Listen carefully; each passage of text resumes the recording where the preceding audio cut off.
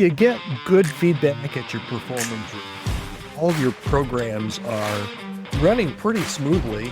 It seems like people love you. They appreciate your work. But Sunday night, you're already dreading Monday morning.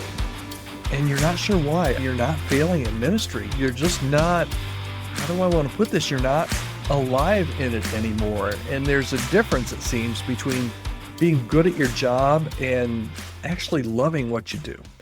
And if this sounds familiar, you're in the right place on the right day at the right time, because that's what we're talking about here today on the Healthy Church Staff Podcast. My name's Todd Rhoades, and I'm one of the co-founders over at chemistrystaffing.com. I came across some research recently that put words to a lot of what some people are really thinking, and I have felt this way over the years as well during ministry. A recent study found that fewer pastors are finding their work deeply fulfilling. Not incompetent, not effective, just not deeply fulfilled. And you can hit your metrics and miss your calling. You can serve faithfully and at times just feel kind of empty. So here's what's happening to a lot of really good church staff people. It's really a competency trap. You get good at the administrative stuff. You've learned to manage programs and your budget. You know your church really well. Your schedule is mundane. It is the same week after week. You can run meetings. You can plan events almost with your eyes closed, blindfolded. You can coordinate volunteers, but somewhere along the way, you stopped touching the one thing that called you here. You became more of a ministry manager instead of a ministry leader. And the skills that made you successful are now, it's weird, but they're those same things that made you successful are now just suffocating your soul. And I want you to hear this.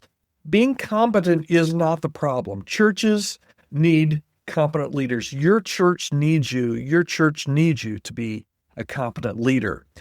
But the fulfillment comes from alignment, not from achievement. That's really important. Let me repeat that. Your fulfillment comes from alignment with your ministry role, not the achievement that you get in your ministry role. Here's what I mean. It's when your deepest gifts meet your church's greatest needs. It's when you're doing ministry from your calling, not just in your calling.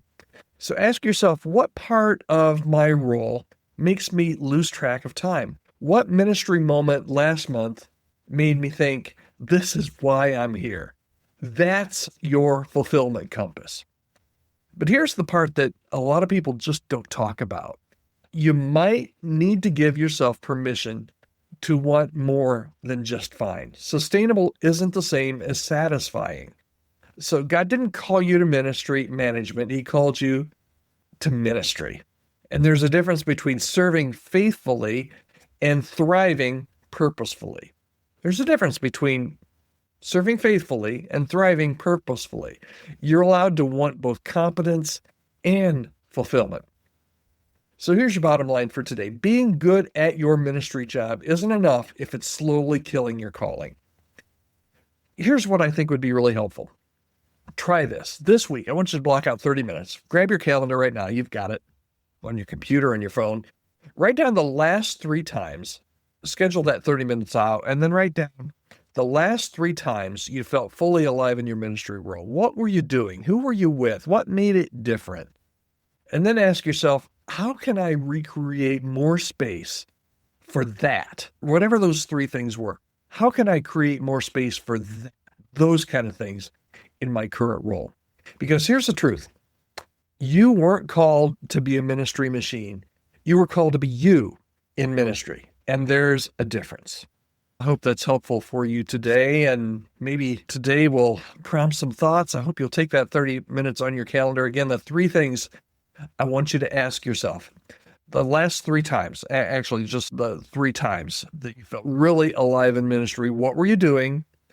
Who were you with? And what made it different? And then end out your 30 minutes with just, hey, name a couple of things that you could do to create more space for those kind of things to happen this next week in your ministry.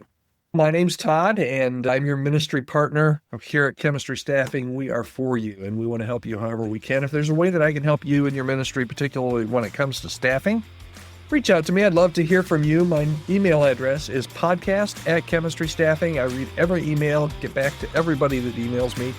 So please do that, podcast@chemistrystaffing. All right, that's it for today. I hope you have a great day and join us here again tomorrow on the Healthy Church Staff Podcast.